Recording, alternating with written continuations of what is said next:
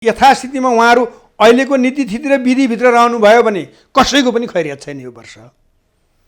अब चक्रवर्ती जन्मिन्छ, अर्को जन्मिनै पर्छ, किनभने देशले मागिसक्यो नि त। डाक्टर बाबुराम भट्टराई उनको के देख्नुहुन्छ? अब त्यो चाहिँ सिंह राशि उहाँको शून्यमा आएसम्म सिंह राशि हो। यो वर्ष सबैभन्दा नराम्रोहरू मध्येको नराम्रो राशिमा सिंह राशि पर्छ। प्रचण्डको राम्रो छैन, त्यसले राम्रो मान्दैन। अनि अढैया शनि छ, 8औँमा शनिश्चर छ, भाग्यस्थानको माली 8औँ स्थानमा छ, कर्मस्थानको माली राज्य भङ्गको बनाएर बसेको छ। भने तिनको भविष्य के छ र? र यो वर्षको हिसाबले त यो वर्ष त उहाँको लागि एकदमै नराम्रो वर्ष हो। माधव उहाँको शून्यमा आएसमा तुला राशि हो। उहाँको पनि अब बृहस्पति ठ्याक्कै बिग्रिया छ। अहिले उहाँले जति मान पाउनु भएको छ यो पञ्चम स्थानमा बृहस्पति भएर यो पर्सि 26 गते सर्दैछ। नयाँ वर्ष षष्ठ भावमा बृहस्पति जान्छ। उहाँलाई शत्रुले चारपट्टिबाट घेर्छन्। अनि घर झगडा भनेको उहाँको अहिले जति समूह उहाँले बनाउनु भएको छ त्यहाँभित्र विद्रोह हुन्छ, उहाँ एक्लिने सम्भावना बढी हुन्छ। साउन 12 गते पछाडि तपाईँको न्याय क्षेत्रभित्र वितण्डा मच्चिन पनि सक्छ, कोलाहल हुन पनि सक्छ। नेपालमा राज संस्था फर्किएको खण्डमा पहिले राजा हुने ज्ञानेन्द्र नै हो। यसमा विमति छैन। देशको हितको लागि, धर्मको हितको लागि, न्यायको हितको लागि, इमानको हितको लागि, नैतिकताको हितको लागि हरेक अनैतिकहरूलाई ठेगाना लगाएर कठघरामा हालेर नैतिकवानहरूलाई उभ्याउने वर्ष हो। यथास्थितिमा यही नीतिथितिबाट देश अगाडि बढ्छ जस्तो लाग्दैन। किनभने यो चाहिँ मैले भन्नै पर्छ, ज्योतिषबाट बाहिरै हुन पुगेछ भने पनि यथास्थितिमा गयो भने हाम्रो देश धेरै बेर बाँकी रहन्न। राजनीतिले उहाँको सार्वजनिक भएको जन्मकुण्डली अनुसार कुण्डली असाध्यै बलियो छ। उहाँ आफै एउटा चाहिँ के अरे हिसाबले मात्रै हाल्नु, उहाँलाई गराले पनि साथ दिएको छ। सही व्यक्तिहरूको एउटा जमघटले एउटा नयाँ युग निर्माण गर्छ। नभए कुनै एउटा चाहिँ अकस्मात एउटा चाहिँ शक्तिशाली व्यक्ति उठेर सबै फाँडेर नयाँ तरिकाले अगाडि बढाउँछन् देशलाई। अब प्रतिबद्ध भएर समर्पित भएर राष्ट्र र धर्मलाई म अगाडि बढाउँछु भन्ने शक्ति नेपाली काङ्ग्रेसले लियो भने त्यो अगाडि जान्छ, त्यो कुरा ओलीले बोक्यो भने त्यो अगाडि जान्छ। यो दुईटाको तेस्रो विकल्प चाहिँ छैन। बसेको हुनाले त्यो हामी सम्पूर्ण नेपालवासीहरूको लागि नराम्रोभित्र पनि राम्रा अवसरहरू प्रशस्तै मिल्न सक्छ यो वर्षारम्भको ग्रहले भनेर भन्न सकिन्छ। वर्षारम्भमा यसरी शनि राहु बृहस्पति मिलेर नेपालको हितको लागि, नेपालकोलाई सबै संसारभरि नेपालमा कुदृष्टि लाउनेहरूलाई निस्तेज गर्नको लागि र नेपाललाई सक्षम बनाउनको लागि यति राम्रो ग्रह मेरो ज्योतिषीय इतिहासमा 34 वर्षको इतिहासमा मैले थाहा पाएसम्म मलाई लाग्छ यति मिलेको, कहिले केही मिल्ने कहिले केही मिल्ने ग्रहहरू होलान् र यति मिलेको ग्रह छैन। अब स्वास्थ्य क्षेत्र अलिकति डर लाग्दो कोभिडले गरायो। गत साल यति बेला कोभिडकै कारण पनि तपाईँ हामी भेट्ने अवस्था थिएन। त्यस्तै भयो। यसपटक चाहिँ स्वास्थ्यको क्षेत्रमा के देखिन्छ र कोभिडको के देखिन्छ? जोन बाइडेनको जन्मकुण्डली जुन बेला उहाँको चुनाव भएको थियो त्यो बेला मैले मेरो युट्युबमा हालेको छु। उहाँ राष्ट्रपति रहन्जेलसम्म नेपालको अहितको काम गर्न उहाँको ग्रहले दिन। त्यो राजेन्द्र लिङ्गदेन चाहिँ कहाँ हुन्छन् त्यति बेला? उनको त अब ग्रह सार्वजनिक हेर्दाखेरि त उनको राम्रै छ। त्यो त अब अहिले भर्खरै स्थानीय चुनावमा मैले अघि नै भनिहालेँ। होइन, प्रधानमन्त्री हुने योग छ कि छैन उनको? उहाँको त शक्तिशाली प्रधानमन्त्री बन्ने योग नै छ। दर्शकवृन्द नमस्कार, चुरो कुरोमा तपाईँलाई हार्दिक स्वागत छ।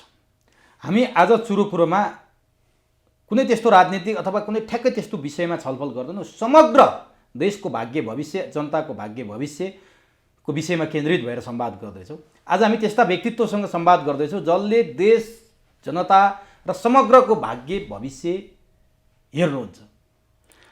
नेपालकै चर्चित र वरिष्ठ ज्योतिष पण्डित ओजराज उपाध्याय लोहनीसँग हामी समग्रमा 2079 साल कस्तो हुन्छ, राजनीतिक अवस्था कस्तो हुन्छ, नेताहरूको अवस्था कसको के हुन्छ, 12 राशिको अवस्था के छ, यी राशिले कसरी चाहिँ काम गर्छन् यो 2079 सालभित्रमा, एक वर्षभित्रमा देशको भाग्य भविष्य, जनताको भाग्य भविष्य, यो व्यवस्थामाथिको प्रश्न, देशको छरछिमेकसँगको सम्बन्ध, रोग व्याधि, बाढी पहिरो के कस्तो हुनेछ, देशका लागि लाभ हुनेछ अथवा देशलाई हानि हुनेछ अथवा के हुनेछ र यसलाई घटाउनको लागि राज्यले के गर्नुपर्छ, राष्ट्र प्रमुख, सरकार प्रमुखले के गर्दा हामीलाई फाइदा हुने कुरा बढी लिन सक्छौँ र घाटा हुने कुरा कम गर्न सक्छौँ, कुन कुन क्षेत्रमा फाइदा छ, कुन कुन क्षेत्रमा घाटा छ, राजा आउने अवस्था के छ, राजाको अवस्था के छ, प्रधानमन्त्रीको अवस्था के छ, शेरबहादुर देउबा, प्रचण्ड, माधव, केपी ओलीसम्मको अवस्था के छ र समग्र भुइँ मान्छेहरूको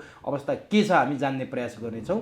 र उहाँसँग आज हामी पूर्णतया उहाँको पेसा ज्योतिषमै केन्द्रित भएर संवाद गर्नेछौँ। यसअघि उहाँसँग पटक पटक राजनीति विश्लेषण र राजनीतिलाई व्याख्या गर्ने उहाँको अनुभवको हिसाबले पनि हामीले पटक पटक गऱ्यौँ। तर आज पूर्णतया हामी ज्योतिष विद्यासँग केन्द्रित भएर संवाद गर्छौँ। त्यो पनि 1 वर्षको समग्र फल के पाउँछ, हानि के हुन्छ, कहाँ के ग्रह गोचर छन् यावत कुरा जान्ने प्रयास गर्नेछौँ। त्यसका निमित्त आजको चुरो कुरोमा म वरिष्ठ ज्योतिष पण्डित ओजराज उपाध्याय लोहनीलाई चुरो कुरोमा स्वागत गर्छु। तपाईँलाई चुरो कुरोमा हार्दिक स्वागत। धन्यवाद। तपाईँको चुरो कुरो टेलिभिजन सम्पूर्ण परिवारलाई र देश विदेशमा रहनुहुने सम्पूर्ण हाम्रा नेपाली दाजुभाइ दिदीबहिनी आमा बुबा सबैजनालाई आउँदै गरेको नव वर्ष 2079 को हार्दिक मङ्गलमय शुभकामना र समृद्धि, सुख, आरोग्यता र आनन्द प्राप्त होस्।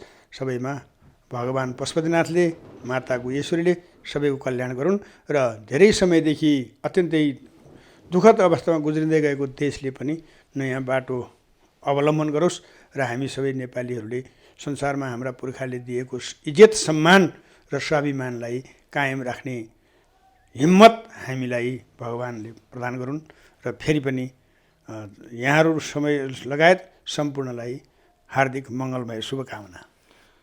सर्वप्रथम तपाईँलाई पनि मेरो व्यक्तिगत तर्फबाट र चुरो कुरो परिवारको तर्फबाट तपाईँलाई नववर्ष 2079 सालको हार्दिक मङ्गलमय शुभकामना र आम दर्शकलाई पनि आज तपाईँसँगै मैले 2079 सालको शुभकामना व्यक्त गरेँ कार्यक्रमको सुरुवातमै। त्यही त अब आउँदैछ, अब सबैजनाले अग्रिम चाहिँ शुभकामना भनेर भन्नुपर्ने हुन्छ र हामीले शुभकामना हरेक वर्ष भनिरहेका छौँ। तर हामीले शुभकामना नपाएको झन्डै 10, 12, 13, 14 वर्षै भइसक्यो। जहिले पनि हामी शुभकामना बाँडिरहेका छौँ तर वातावरण चाहिँ बिग्रिरहेको छ। त्यही पनि औपचारिकताको लागि औपचारिकता होइन, हाम्रो तर्फबाट त हामीले एकदम के अरे सौहार्दतापूर्वक हृदयदेखि नै नमस्कारसहितको शुभकामना प्रदान गरेको हो। जसले गर्नुपर्ने हो उहाँहरूले बदमासी गरेको हामी किन पुग्ने, सहभागी किन हुनेर। अब विषयवस्तुमा जाउँ। समग्रमा 2078 साल त अब लगभग सकिसक्यो भनौँ। 2079 साल देश जनताका लागि कस्तो हुनेछ? तपाईँहरूले त वर्षभरि नै अब दिनदिनै यही विषयमा नै केन्द्रित भएर अध्ययन अनुसन्धान गरिराख्नु भएको हुन्छ। समग्रमा 2079 साल शुभ छ, अशुभ छ, मिश्रित छ अथवा खत्तमै छ, के छ खासमा? अब यस्तो छ के अरे, अब 78 को हिसाबमा हेर्ने हो भने त यो अत्याधिक शुभ छ। यसमा दुई मात्रै छैन। किनभने हामीले 78 सालमा सम्भवतः यहाँसँग कुरा गर्ने अवसर मिलेन। कुरा गर्दा के थियो भने राजा पनि मङ्गल थिए, मन्त्री पनि मङ्गल थिए र राक्षस नामको सम्वत्सर थियो, आफैमा अशुभ थियो। अब के अशुभ भएनन् त्यो वेदितै छ। तर त्यो हिसाबले हेर्यो भने यस वर्ष नलनाम सम्वत्सर हो। नलनाम सम्वत्सरको चाहिँ मुख्य फल चाहिँ के हुन्छ भने यो चाहिँ अब यसको मुख्य कुरा चाहिँ सन्तान वृद्धि भन्छ व्यक्तिलाई भन्दा, अथवा हामी राष्ट्रको कुरा गर्ने बेला चाहिँ जनसङ्ख्या वृद्धि हुनसक्छ भन्ने हो। अनि अलिकति प्रलोभी धनप्रिय पनि बनाउँछ भने त धनप्रिय भएपछि नै मान्छेले प्रतिस्पर्धा गर्ने हो। र अर्को चाहिँ महत्त्वपूर्ण कुरा के छ भने यसमा चाहिँ जनसङ्ख्या वृद्धि, आर्थिक वृद्धि र प्रगति उन्नति नलनाम सम्वत्सरले गर्छ। सम्वत्सरको कुरा भयो। तर मुख्य के हुन्छ भने हाम्रो वर्षारम्भ, जस्तो कि हामी आज कुरा गर्दैछौँ, आज 2078 साल चैत्र 17 गते 18 गते कुरा गर्दैछौँ। आज फेरि मान्छेहरू झुक्क्याउने दिन पनि हामी पाश्चात्य संस्कृतिसँग त बढी नजिक पनि छौँ। मैले तपाईँलाई झुक्याइदिनु जस्तो लाग्यो, फेरि पत्रकारलाई झुक्यायो भने फेरि गाह्रो होला भनेर अप्रिल फुल गफ गरे हो। म त्यो सभ्यता, त्यो संस्कृति म अपमान गर्दिनँ तर म मान्दिनँ। कुरो के रह्यो भन्दा भोलि चाहिँ सम्वत्सर परेवा हुन्छ, अथवा यसलाई के भन्छ भने जहिले पनि चैत्र शुक्ल प्रतिपदाको दिन चाहिँ नि नक्षत्रमानले चाहिँ वर्षारम्भ भइसकेको हुन्छ र भोलिको दिन जे बार पर्छ त्यो चाहिँ राजा हुन्छन्। भोलि शनिबार छ। यस वर्षको राजा शनि हो भने हाम्रो चाहिँ सालान्तर हामी कहिले मान्छौँ भन्दा वैशाख 1 गतेबाट मान्छौँ। सूर्य मेषमा गएपछि, सूर्य मेषमा गएपछि किन मानेको त भन्दा हामीले चाहिँ नि 360 डिग्रीलाई ग्रहलाई चाहिँ नि विभाजन गरेर वैशाख 1 गते सुरु गरेको सूर्यले प्रत्येक महिना प्रत्येक राशि गर्दै गर्दै चैतमा मीनमा पुग्छन् र 1 वर्ष सकिन्छ। अब विज्ञानले पृथ्वीले घुम्छ भन्छन्, हाम्रो ज्योतिषशास्त्रले सूर्य घुम्छ भन्छ। भने एक राउन्ड पुरा गर्छन् र एक चक्कर लगाउँदाखेरिको अवस्थामा चाहिँ अब आगामी वर्षको चाहिँ नि वैशाख 1 गतेको बार चाहिँ बृहस्पतिबार परेको छ। 2079 बृहस्पतिबार मात्रै परेको छैन, यो एउटा ऐतिहासिक वर्ष हुनेछ। तपाईँ हाम्रो पुस्ताले होइन, अझ अर्को पुस्ताले पनि सम्झिने वर्ष हुनेछ यो। कसरी यसलाई म भन्नुलाई अहिले किन त फेरि त्यो पनि त मैले त दिनु पऱ्यो नि जवाफ त्यति भने, किनभने बृहस्पतिको नक्षत्रमा अनि बृहस्पति आफ्नै राशिमा मीन राशिमा बसेको बेलामा उनी यो वर्षको राजा हुन्छन्, धर्माधिकारी, न्यायाधिकारी, शिक्षाधिकारी।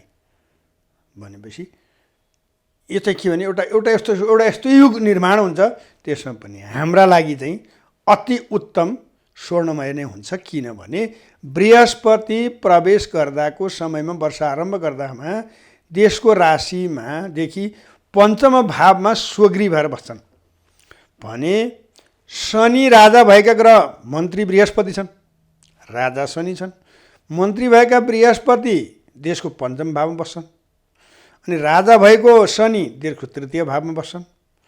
अनि मेषको राहुले मै जस्तो बनाइदिन्छु भन्दा जो काटे पनि नमर्ने दुईटा भएर राहु र केतु भनेका त्यस्ता ग्रह चाहिँ मेषमा बस्दाखेरि म मै जस्तो बनाइदिन्छु त्यो घर भनेका छन्। भन्दाखेरि हाम्रा देशका शत्रुहरू चाहिँ 6ठा भावमा, देशको 6ठा भावमा मेषको राहु बसेपछि, त्यो पनि सूर्यसँग बसेपछि देशका शत्रुहरू सबै किनारा लाग्छन्। यो एउटा पक्ष भयो। अर्को वर्षारम्भको समयलाई हेर्दाखेरिको ग्रह गोचरका परिस्थितिलाई हेरेर नै वर्षलाई मूल्याङ्कन गर्ने हो भने नेपालका लागि वर्षारम्भ पनि यति अनुकूल छ। 10औं भावमा चन्द्रमा गएर बसेका छन्, त्यो पनि शुभ चन्द्रमा, नवरात्रिको चन्द्रमा। यसरी भन्दाखेरि यो धर्मस्थापनाको युग हो र यसले के भन्छ भने प्राचीन सभ्यताको पुनर्जागरण हुने समय हो र हामी पूर्वीय दर्शन मान्नेहरूको संसारमा वर्चस्व बढ्ने वर्ष हो। र यी सबै कुरालाई हामीले हेऱ्यौँ भने यो नेपालको लागि ऐतिहासिक र अत्यन्त अविस्मरणीय वर्ष बन्नुपर्छ, शुभ वर्ष, एकदम शुभ हुनुपर्छ ज्योतिषीय दृष्टिकोणमा। किनभने राजा बृहस्पति छन्, संसारमै अलभ्य पुण्य भूमि, देवभूमि, देवताहरूले बास गर्ने भूमि नेपाल मात्रै छ, जुन देशको राशिदेखि पञ्चम भावमा, वर्ष लग्नदेखि 10औं भावमा बृहस्पति बसेर वर्षारम्भ भएको छ, जो तृतीय भावमा शनि छन्। अनि यी कुराले चाहिँ के भन्न सकिन्छ भने अब हामीमा यो अधर्मीहरूले राज्य गर्ने दिन गए। अब सत्य फेरि धर्म भने बित्तिकै हामी टीका लाउने, कर्मकाण्डीको भाषा नबुझौँ। धर्म भनेको नैतिक इमान र सत्यमा उभिनेहरूको युग निर्माण गर्ने वर्ष हो भनेर ज्योतिषशास्त्रको हिसाबमा भन्न सकिन्छ। यो वर्षको आरम्भको राजा मन्त्रीलाई र वर्ष लग्नदेखि बसेका ग्रहसितलाई हेर्दाखेरि यो यस्तो एउटा ऐतिहासिक वर्ष हो जसले गर्दाखेरि हाम्रा आजसम्मका गुमेका सम्पूर्ण शाखहरू पुनर्निर्माण र पुनर्जागृत हुन्छन् भनेर भन्न सकिन्छ। अब तपाईँले बडो सुरुवातमै यस्तो सकारात्मक कुरा गरिसकेपछि सायद आम दर्शकको पनि मन प्रफुल्ल होला। मेरो त त्यसै भइहाल्यो, किनभने सधैँभरि नराम्रो र नकारात्मक मात्रै सुन्नु परेको छ, नकारात्मक मात्रै देख्नु परेको छ। यो ज्योतिषीय हिसाबले त भयो, व्यवहार त सैद्धान्तिक हिसाबले भयो, व्यवहार त के हुन्छ प्र्याक्टिकल्ली हेरौँला। अब तपाईँले यो ऐतिहासिक वर्ष भन्नुभयो, पापीहरूको अधर्मीहरूको अन्त्य हुने कुरा पनि गर्नुभयो, यो एकदमै सकारात्मक कुरो हो। यस्ता ऐतिहासिक वर्ष नि जस्तो तपाईँ यो पेसामा भएदेखि अथवा नेपालमा जुन किसिमले अवस्था बिग्रिँदै आएको छ, तपाईँले थाहा पाएदेखि यस्तो किसिमको ऐतिहासिक वर्ष, शुभ वर्ष यसअघि थियो कि थिएन? मेरो ज्योतिष, मैले लगातार ज्योतिष पेसामा म ज्योतिष नै गरेको कुरा गर्दाखेरि त म चौथो पुस्ताको ज्योतिष हो। अझ शून्यसम्म त म 7औं पुस्ताको, तर चौथो पुस्ता चाहिँ मलाई थाहा भएको भयो। तर मैले पेसा गर्न थालेको यो 34औं वर्ष हो। यसरी मिलेर जस्तो कस्तो छ भने तपाईँको यी शनि, बृहस्पति, राहुलाई विशेष रूपमा हेरिन्छ। वर्षारम्भमा यसरी शनि, राहु, बृहस्पति मिलेर नेपालको हितको लागि, नेपालकोलाई सबै संसारभरि नेपालमा कुदृष्टि लाउनेहरूलाई निस्तेज गर्नको लागि र नेपाललाई सक्षम बनाउनको लागि यति राम्रो ग्रह मेरो ज्योतिषीय इतिहासमा 34 वर्षको इतिहासमा मैले थाहा पाएसम्म मलाई लाग्छ यति मिलेको।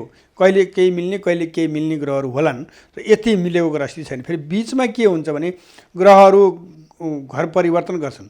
यस वर्ष माघ 28 गते 27 गते शनि जान्छन्, अब त्यो 2 महिनाको लागि। 10 महिना शनि पनि आफ्नै घरमा बस्छन्। अनि त्यसपछि बृहस्पति वर्षभरि नै आफ्नै घरमा बस्छन् र अनि राजा मन्त्री यिनीहरू दुवै छन्। फेरि कुम्भमा जाँदा पनि शनि आफ्नै घरमा हुन्छन् भने यो। अनि राहु मेषमा 19 महिना बस्छन् भनेको चाहिँ यस्तो चाहिँ अवसरहरू लामो समयसम्म जान्छ। यो राहु 19 महिना बस्छन्। भर्खर 16 गते सरे नेपाली पञ्चाङ्ग अनुसार, तर हामीले विभिन्न सफ्टवेयरमा हेर्दाखेरि 26 गते भनेको छ। तर त्यसलाई छोडौँ, हामी हाम्रो आफ्नो पञ्चाङ्गलाई नै मान्नुपर्छ हामीले मान्यता दिउन्जेलसम्म। 16 गते बिहान राहु सरेका छन् र मेषमा राहु गइसकेका छन्।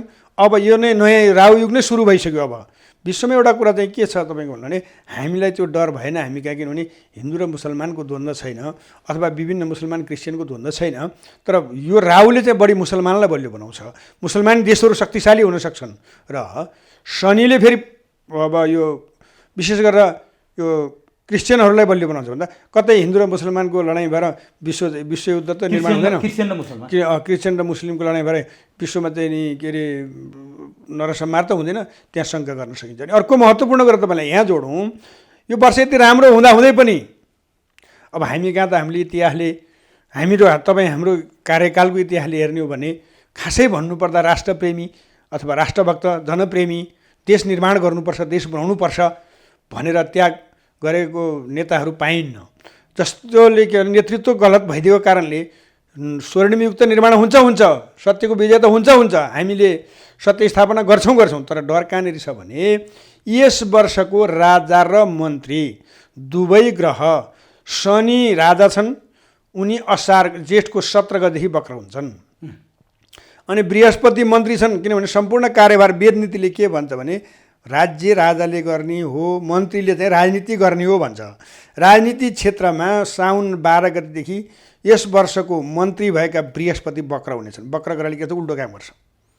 यदि बुद्धि पुर्याएन भने साउन 12 देखि कार्तिक 3 गतेसम्मको समय चाहिँ राजा र मन्त्री दुवै वक्र हुन्छ। दुवै वक्र हुँदाखेरि चाहिँ राज्य सञ्चालकहरूले बदमासी गरिदिँदाखेरिमा जनधनको क्षति भएर हामी दुःखी पनि हुन सक्छौँ। युग निर्माण हुनुभन्दा पहिले हुन त हुन्छ नै हुन्छ, दुःखद तरिकाले हुन्छ कि सुखद तरिकाले हुन्छ कि भन्नको लागि चाहिँ राज्य संयन्त्र हामी जनता तपाईँहरू जस्तो पत्रकार सबैजनाले संयम भएर जेठ 17 गते भित्र नै एउटा राज्यलाई सही गतिमा सही दिशातिर यदि उन्मुख गरायौँ भने हामी संसारमा सबैलाई संसारको लागि उदाहरणीय बन्न सक्ने वर्ष हो यो।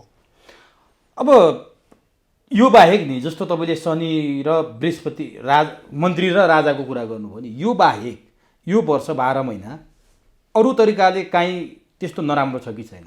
होइन, मैले अघि भने नराम्रो जुन समय भने मैले साउन 12 देखि कार्तिक 3 गतेसम्मको समय भनेको यो राम्रो ग्रहले नै पनि नराम्रो गर्न सक्ने बेला हो। किनभने उल्टो छ नि त, वक्र भने त उल्टो हिँड्ने हो नि त। त्यो ठुलै क्षति हुने हो कि? अब त्यो चाहिँ बुद्धि पुगेन भने त फेरि विकरालै पनि हुनसक्छ। तर जसरी जे भए पनि क्षतिबाट हामी स्वाभिमानी राज्य निर्माण गर्ने हो कि क्षतिविहीन गर्ने हो भन्ने कुरा चाहिँ तपाईँ हामी सबैको र नेतृत्ववर्गको कुरा भयो। तर जसरी पनि देशले एउटा गति लिने वर्ष चाहिँ बन्छ यो। अब त्यो गति लिने वर्षमा भन्दा धेरै मान्छेहरूको चासो के हुन्छ भने नि, जस्तो अहिले चलिरहेको सङ्घीय लोकतान्त्रिक गणतन्त्र धर्मनिरपेक्षता सहितको यो कतिपय फाल्न चाहन्छन्, कतिपय यसलाई संस्थागत गर्न चाहन्छन्। अब कतिपयले यसले तपाईँले भने जस्तो राष्ट्रघाती भन्छन्, कतिपयले यसलाई चाहिँ नि जनताको पक्षको व्यवस्था जनव्यवस्था भनेर पनि भन्छन्। अब के हो यो सङ्घीय लोकतान्त्रिक गणतन्त्र नै जाने अवस्था हो? तपाईँले भनेको के हो, त्यो सङ्केत के हो? यो चाहिँ अब के छ भने म ज्योतिषीय दृष्टिकोणमा भएँ, मैले अर्को बेलामा कुरा गर्न पाएको भए मैले तपाईँलाई यो बारेमा जनताले के चाहन्छन् त्यसो भए यसो गरौँ त, सुन्नु न, जनताले के चाहन्छन् र त्यो कुराहरूमा सबै तपाईँलाई विस्तृत भन्थेँ। सम्भवतः यदि समय मिल्यो भने हामी त्यसबारे कुरा गरौँला। ज्योतिषशास्त्रले चाहिँ के भन्छ तपाईँको भन्नु भने अब यथास्थितिमा देशलाई राख्दैन। अब कस्तो भने परिस्थिति बदलिन्छ र एउटा देशभक्तहरूको चाहिँ नि समूहद्वारा राज्यलाई संसारलाई नै चाहिँ अब उनीहरूको सन्देश दिने गरी देश निर्माणमा लाग्छ। व्यवस्था परिवर्तन हुने देखाउन ज्योतिष सम्भावना छ। यथास्थितिमा रहनुको अनि मतलब त्यही ठ्याक्क यथास्थितिमा रहन्न भनेको जस्तो ज्योतिष भनेको त 2+2 भनेको 4 भने जस्तै त हो नि। तपाईँहरूले हिसाब गरेरै तपाईँहरूले सबै ग्रह गोचर हेरेरै भन्ने हो। त्यो सम्भावना देखिन्छ कि देखिन्छ? त्यो अब यो यथास्थितिमा देश रहन्न भनेपछि त अब आजकल त यति भन्दा सबैले बुझ्छन् होला। तर कस्तो छ भने तपाईँको अब देश हितमा, धर्मको हितमा, जनहितमा काम गर्न सुरुवात हुन्छ। लिक छोडेको अब लिकमा आउँछ भने अब जति जति लिग छोडेका छन् ती सबै किनेर लाग्छन्। त्यसो भए अब त्यो विवादमा ल्याउन मैले तपाईँलाई खोजेँ होइन, विवाद के भयो? अब महत्त्वपूर्ण मान्छेको चासै के हुन्छ नि, यो वर्ष राजा फर्किन्छन् कि फर्किन्नन्। हरेक वर्ष राज संस्था ढलिसकेपछिका वर्षहरू यसै गरी बितेका छन्। तपाईँ ज्योतिषहरूलाई पनि उत्तर दिन सकस पनि हुने, अब रमाइलो पनि हुने, कति विवादमा पनि आउने हुने। राज संस्था फर्किने सम्भावना चाहिँ कति छ यो 79 सालमा? मैले सोधिहालेँ यो प्रश्न। अब यो चाहिँ विषय त मैले तपाईँसँग पहिल्यै भनिसकेँ, मैले भन्न मिल्दैन। अब यो अहिले तपाईँको चाहिँ यही 78 सालै बाँकी छ। यो 2-4-10 दिनमै केही हुन सक्ने सम्भावना पनि हुन्छ। र अब यसरी बुझौँ, मलाई भन्ने अधिकार छँदै छैन, जनतालाई ढाँट्न हुँदै हुन्न। मैले धेरै पटक यसमा माफी मागिसकेँ। तर धर्म, राष्ट्रियता, राष्ट्र, जनहितको काम हुन्छ भन्दाखेरि अब जनहितमा विकल्प देखिएन भने विकल्पको रूपमा राजा हुन सक्ने राजनीतिक तवरले पनि र ज्योतिषीय तवरले पनि त्यो कुरालाई इन्कार गर्न सकिँदैन। त्यो कम भएको घट्या छैन, त्यो घट्या होइन, त बढ्या छ। अब तिनै राजा ज्ञानेन्द्रको जन्मकुण्डली अब तपाईँसँग छ छैन मलाई थाहा छैन, तर चलिआएका यस्ता महत्त्वपूर्ण पब्लिक फिगर भइसकेका मान्छेहरूको सायद तपाईँ ज्योतिषीहरूसँग कुनै न कुनै हिसाबले जन्मकुण्डली अब त सत्य हुन्छ हुँदैन त्यो बेग्लै कुरा हो। उहाँबाटै सुरु गरौँ न। झापामा हुनुहुन्छ अहिले यति बेला, उहाँको जन्मकुण्डली के भन्छ यो साल उहाँको? होइन, पहिलो कुरा के छ भने आधिकारिक राजा उहाँ जस्तो उहाँको जन्म समयमै पनि कहीँ उल्लेखीय जन्ममितिहरू आधिकारिक रूपमा पाइएको छैन। अब म राजासँग उठबस गरेको मान्छे पनि होइन। कसैले बुझ्नुहुन्छ होला, म आम दर्शकसँग तपाईँ मार्फत के भन्न चाहन्छु भने मैले नितान्त तपाईँसँग जुन मेरो अनुभव बाणी, त्यो मेरो अनुभव नै मात्रै बाँडेको हो भने अहिले जो तपाईँसँग म कुरा गर्दैछु ज्योतिषशास्त्रले देखेको कुरा मात्रै भन्ने हो। कतिपय दर्शकहरूको के बुझाइ हुनसक्छ भने कतै ओजराज राजावादी अथवा चाहिँ नि राजाको मान्छे भन्ने लागेको छ भने त्यो भ्रम नहोस्। म फेरि यसको मतलब के हो भने म कुनै पनि व्यक्तिको विरोधी वा कुनै पनि व्यक्तिको समर्थक हुँदै होइन। म जे देख्छु त्यो भन्ने मेरो व्यक्तिगत रूपमा पनि ज्योतिषीय रूपमा पनि त्यही भन्ने हो। किनभने आधिकारिक जन्मकुण्डली छैन र वास्तवमा चाहिँ नि आधिकारिक जन्मकुण्डली नभइकन, नहेरिकन, नभेटिकन हामीले त्यस्ता कुराहरू गर्न हुँदैन। तर कुरो के छ भन्दा अहिलेको परिवेशमा बृहस्पति राजा मन्त्री हुनु, सम्पूर्ण कार्यभार बृहस्पतिको हातमा हुनु, शनि सेवाग्राही ग्रह हातमा हुनु, यसरी भन्नु पर्दाखेरि सायद हतारो गरियो हामीले पहिले नै यो वर्ष यति समयमा भनेर भनियो र आज भन्नलाई मैले क्षमा माग्नुपर्छ दर्शकसँग। तर यति सजिलो धर्म र अब राष्ट्र संस्थाको लागि यति सजिलो वर्ष सायद योभन्दा अगाडि परेका छैनन् भन्न सकिन्छ। तर यो भन्दैमा के छ भन्दा अब उहाँ आउनुहुन्छ भनेर भन्नलाई चाहिँ के बुझ्नु पर्यो भने हिजोको दिनमा हामी सबै ज्योतिषीहरूले भनिसक्यौँ। सबैभन्दा पहिले मैले भन्दै गरे हो र मैले 73 सालको असारभित्र राष्ट्र संस्था फर्किन्छ भनेकै हो। म फेरि दोहोऱ्याएँ, तपाईँसँग म पहिले पनि भनिसकेको छु। त्यस अर्थमा मैले ती कुराहरू भन्न मिल्दैन। तर त्यो वातावरण चाहिँ अझै बलियो बन्दै गएको अवस्था ग्रहले पनि देखाउँछ र वातावरणले पनि देखाउँछ। उहाँको के छ उहाँको ग्रह? होइन, उहाँको ग्रह भन्दा पनि देशले कसलाई नेतृत्वमा उभ्याउन चाह्यो भन्दाखेरि परम्परागत शक्तिलाई उभ्याउन चाह्यो भनेर बुझ्न सकिन्छ। त्यसको नेतृत्व उहाँको बारेमा त मैले अघि नै भनिहालेँ। मलाई राजाको कुण्डली पनि थाहा छैन।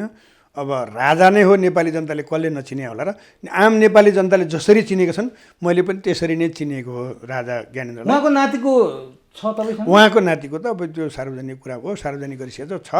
उहाँको नातिको बारेमा अब यो धेरै मान्छेले चर्चा गरिसकेका हुन्। यदि नेपालमा राष्ट्र संस्था फर्किँदाखेरि फर्केको खण्डमा पहिले राजा हुने ज्ञानेन्द्र नै हो, यसमा विमति छैन। हृदयेन्द्र होइन? होइन, हृदयेन्द्र हुनुहुन्छ। अब त्यो त वंशान होइन, ज्ञानेन्द्र भन्दा अगाडि यो उहाँको पछाडि राष्ट्र संस्था फर्किने सम्भावना अत्यन्त न्यून हुन्छ, सम्भावना हुँदैन ज्ञानेन्द्रको पछाडि। पछाडि भनेपछि अब अब तपाईँले भने जस्तो परम्परागत शक्ति नेतृत्वमा आउने सम्भावना छ, यो वर्ष उर्वर हो, सबै कुराले ठिक छ। अब आउने र नआउने त हामीले हेर्नु। देशको हितको लागि, धर्मको हितको लागि, न्यायको हितको लागि, इमानको हितको लागि, नैतिकताको हितको लागि हरेक अनैतिकहरूलाई ठेगाना लगाएर कठघरामा हालेर नैतिक बानहरूलाई उभ्याउने वर्ष हो। त्यो चाहिँ म भन्न सक्छु। त्यो कसले गर्छ त? तपाईँले पनि गर्न सक्नुहुन्छ। बाबा आफ्नो समयले साथ दियो भने के व्यक्तिले गर्ने हो र समूहले गर्ने हो नि? त्यसो भए समूहले गर्ने भन्दा नि अब राजापछि सेनामा जाउँ न त। कि सेनाले अथवा सेनाको नेतृत्वले, अब सुरक्षाले के भन्छ, सेनाले के भन्छ, त्यो ज्योतिषी हिसाबले उहाँहरू सत्तामा आउने सम्भावना छ? नेपालमा अहिले यस्तो हुन्छ, तपाईँको के छ भने बृहस्पति सेना आउने भनेको हात हतियारलाई सर्वसर्व मानेर आउने हो। बृहस्पति हत्या हिंसाको विरुद्धको ग्रह हो। उहाँहरू पछाडिबाट सहायताको रूपमा उभिन सक्नुहुन्छ। अब म ज्योतिषीको कुरा गर्दैछु। अहिले तपाईँले सेनाको बारेमा मलाई ज्योतिषीभन्दा बाहिर कुरा ल्याउनु भएको, म तपाईँसँग अर्कै कुरा गर्थेँ। तर मैले ज्योतिषीबाट के छ भने मङ्गल ग्रह चौथा स्थानमा छ, त्यो सेनापति हो वर्ष लग्नको कुण्डलीमा। र शनि आफू पनि सेनाप्रति जिम्मेवार ग्रह हो भने धर्म न्याय स्थापनाको लागि कसैको पछाडि सेना उभिन सक्ने सम्भावना चाहिँ हुन्छ। घर झगडा बढ्न सक्छ। यो मङ्गल चौथा हुँदाखेरि महिला शक्ति एकदम सक्रिय हुन सक्छन्। अनि यो अकर्मण्यताको बाटो हिँडेका पुरुषहरूलाई ठेगाना लाउने सम्भाग अथवा त्यसको चाहिँ मुख्य स्रोत महिला बन्न सक्छ। त्यो के राष्ट्रपति शासन? म राष्ट्रपतितिर कुरा गरिराखेँ। राष्ट्रपति होइन, अर्को कोही बुद्धिजीवी महिला पनि निस्किन सक्छ नि। कता कता महान महिलाहरूले तपाईँहरूसँग अन्तर्वार्ता दिइरहनु भएको छ। विभिन्न प्रोफेसरहरूले दिनुभएको छ, सामाजिक क्षेत्रमा काम गर्नेहरू दिनुभएको छ। के उहाँ नै मात्रै सर्वेश्वर हो? उहाँको त कार्यकालले कति बाँकी छ र? अब होइन, महिला भने हुनाले उहाँलाई सबैतिरबाट होइन। अहिले राष्ट्रपति महिला हुनुभयो, तर महिला एउटा व्यक्तिमा सबै व्यक्तिलाई जुन महिला समूह जो पनि हुनसक्छ, उहाँ नै पनि हुन सक्नुहुन्छ। कुनै हिमानी पनि हुन सक्ने कुरा भयो, त्यसमा आपत्ति भएन। भनेपछि महिलाहरूको लागि उर्वर छ। महिला चाहिँ के छ, चौथा घर उनलाई घरमा घर झगडा पार्नलाई बाह्य शक्तिको पर्याप्त चलखेल बढ्छ। त्यो समयमा चाहिँ पुरुषहरू अकर्मण्यताको बाटोमा गइरहे यसै गरी भने महिला शक्ति चाहिँ एकदम चाहिँ अग्रसर भएर देश र मातृशक्तिले देश एउटा अनिश्चित र अस्थिर बनेको अवस्थामा स्थिर र निश्चित पार्नको लागि महत्त्वपूर्ण भूमिका खेल्न सक्ने वर्ष हो यो। अनि सेनाको पनि कुरा भयो। अब न्यायालय कस्तो छ? जहाँ भद्रगोल छ न्यायालय। ज्योतिष शास्त्रले चाहिँ अब 79 सालको न्यायालयको सम्भावना के देख्छ? न्यायालयमा त यस्तो हुन्छ, शनि र बृहस्पति सर्वे सर्वा भइसकेपछि न्यायालयमा हुने विसङ्गति र विकृति र व्यथितिको अन्त्य नै हो। न्यायमा अर्को एउटा खालको ठुलो ऐतिहासिक र सैद्धान्तिक पक्षमा उभियो भने ठुलो क्रान्ति हुनसक्छ न्यायालयभित्र। यसपटक यथास्थितिमा त्यो पनि रहँदैन, सम्भव छैन। अनि त्यसपछि शिक्षा क्षेत्र कस्तो हुन्छ यो वर्ष? शिक्षा त बृहस्पति शिक्षाकै अधिपति हो, त्यसले त एउटा चमत्कारै ल्याउने हुन्छ नि। त्यो पनि राम्रो। त्यहाँ त के छ भने अब शिक्षामा जसरी आजसम्म चाहिँ यो विसङ्गति र विस्थितिमा पालिस पोषित व्यक्तिहरूले जसरी चाहिँ नि जी हजुरीमा दान दक्षिणा बुझाएर सर्वसाधारणलाई लुटेका यी अपराधीहरूलाई बृहस्पतिको बलले के गर्छ भने यिनलाई नै पहिले ठेगाना लगाइदिन्छ। त्यता पनि राम्रै देखियो। एकदम माफ गर्नु। कृषि क्षेत्र के छ? हामी त कृषिमा आश्रित, कृषि प्रधान मुलुकका नागरिक। कृषि क्षेत्र चाहिँ कस्तो छ? अब तपाईँले बडा अचम्म कुरा गर्नुभयो। कृषि प्रधान देशका नागरिक त थियौँ, अहिले होइनौँ। अब यो फेरि विषय यहाँ पर्यो, नत्र मैले यसोमा तपाईँसँग राम्रै कुरा गर्थेँ। तर तपाईँसँग मैले कुरा गर्न थालेँ भने यो लामो अनुभवसँग हरेक दिनको एउटा एउटा भिडियो बनाएर हाल्यो भने पनि अब कम हुन्छ। हामी कृषि देश, हामी गरौँला कुनै दिन। कृषि प्रधान देशका हामी नागरिक थियौँ र त्यसलाई हामी छौँ भनिदिइराखौँ। तर कृषि पक्ष पनि के छ भन्दा धर्म भएपछि वर्षा आदि राम्रो हुने भयो। धर्म संस्कार संस्कृतिमा हिँडिसक्दा प्रकृति सही बाटोमा हिँड्ने भयो। त्यसलाई कृषि उत्पादन त बढ्छ नै। तर तपाईँ हाम्रो चाहिँ कृषि उत्पादनमा राज्य कति जिम्मेवार छ, हामी स्वयं जनता कति जिम्मेवार छौँ र के छ त्यो अर्को पाठ हो। तर कृषि उत्पादनमा वृद्धि हुने सम्भावना, अतिवृष्टि अनावृष्टि भएर उत्पादन शनि बृहस्पति वक्र हुने बेलामा एउटा के छ भने ठुल्ठुला चाहिँ नि के अरे बाढी पहिरो पनि जान सक्छन्। तर यसको मतलब कि हामीसँग भएको कृषि योग्य जमिन भएभरको सबै बाढी पहिरोले जाने त होइन नि, जहाँ हुन्छ त्यहाँ उत्पादन हुन्छ। किनभने वक्र भाव गरेर त उल्टो काम गर्ने हो नि त। जस्तै साउन 12 गते पछाडि तपाईँको न्याय क्षेत्रभित्र वितण्डा मच्चिन पनि सक्छ, कोलाहल हुन पनि सक्छ। किनभने न्यायाधिकारी शनि र बृहस्पति दुइटै बक्रा भएन त त्यहाँबाट उल्टो काम गरिदिन थाल्यो भने त बर्बाद भइहाल्छ। त्यसै भएर हामीले अघि नै बुद्धि पुर्याउँ भन्न खोजेको। अर्को पक्ष चाहिँ के हो तपाईँको भन्नाले राजा र मन्त्री बक्रा भएपछि त अब अनियन्त्रित बाढी अब भूकम्प जस्ता कुराहरू पनि हुनसक्ने हुन्छन्। ती हुनसक्ने सम्भावना कुरा भए जे हुँदा पनि दुःखद वा सुखद हिसाबले हेर्ने भने दुःखद पक्ष अत्यन्तै कम बुद्धि पुर्याए केही पनि नहुने, सुखद पक्ष भनेको चाहिँ एकदमै अति भन्दा अति भएको वर्ष हो। बुद्धि पुऱ्याउनु भने चाहिँ कसले? अझ त राज्य सञ्चालनले पुऱ्याउनु पऱ्यो, तपाईँहरू पत्रकारले पुऱ्याउनु पऱ्यो, जस्तै हामी जस्तो सार्वजनिक मान्छेले पुऱ्याउनु पऱ्यो। प्रत्येक नागरिक जिम्मेवार छ नि, कसैलाई मेरो दोष दिएर दोष थुपारेर सुको पाइन्छ र? तपाईँले भनिदिनुहोस् त यसपटकको बाढी पहिरोले मानवीय क्षति धनजनको क्षति कति गर्ने जस्तो सम्भावना देखिन्छ? त्यस्तो एकदमै त हुन्न, किनभने यो धर्माधिकारी ग्रह सेवाधिकारी ग्रहको हिसाबले। तर ती वक्र भएको बेलामा त्यो सम्भावनालाई चाहिँ साउन 12 गतेपछि नकार्न सकिन्न। त्यस्तो अवस्थामा चाहिँ सुरुमै शान्ति स्वस्ति भएन, राज्यले गरेन भने ठुलै क्षति पनि हुनसक्छ। हाम्रो चाहिँ समथर भूभागहरू धेरै डुब्ने सम्भावना पनि हुनसक्छ। र अझ भन्नुपर्दाखेरि के छ भने यो बृहस्पतिको वर्षारम्भको बसाइ हाम्रो लागि त अत्यन्तै सुखद छ। तर म यहाँनिर तपाईँलाई जोड्नै पर्ने हुन्छ हाम्रो उत्तर र दक्षिण जुन दुईवटा देशको बिचमा हामी छिमेकीसँगको सम्बन्ध, जुन देशमा हामी छौँ, हाम्रो सम्बन्ध ठिकै होला हामी बलियो भावनाले, तर उहाँहरूको अवस्था चाहिँ अत्यन्तै प्रतिकूल छ।